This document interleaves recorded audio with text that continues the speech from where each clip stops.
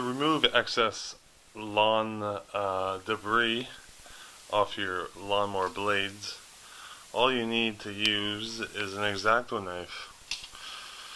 And just rub the X-Acto knife down the blade like this, and it'll scrape up any leftover grass and stuff that's built up on the lawnmower blade. It comes right off pretty easy. It's hard to do with one hand, but once you get underneath there, it just peels right off.